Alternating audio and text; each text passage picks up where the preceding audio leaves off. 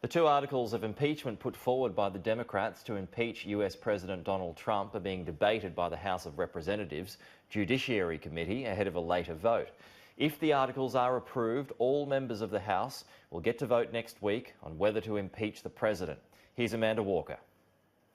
Only the fourth time this has ever happened. So this is the Judiciary Committee that you've just seen. They are debating. They will vote. We think this will go on for hours, the debate today. They will vote at the end of the day, essentially voting on charges that will then go to the full House of Representatives. And that is the real key vote. That is the moment that impeachment could happen. And that is scheduled.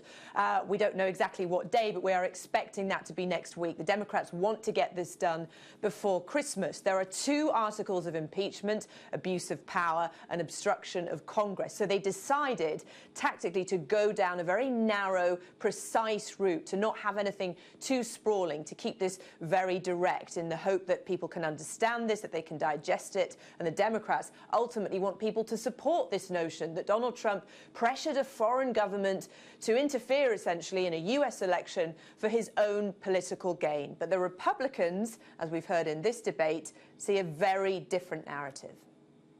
The fact is, there is none of your witnesses, none of your fact witnesses were able to establish any evidence of bribery, treason, high crimes, or misdemeanors. Not one single one. And that's what it says has to be done in the Constitution.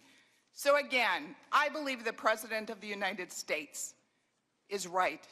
This is a sham impeachment, and it sure is a shame, and I yield back the balance of my time. So you can see from that it's a very pitched battle. Americans are dug in on either side, and there are plenty of polls suggesting that the whole process with all of these hearings, the testimonies, haven't actually changed people's minds, that people had their minds made up before any of this.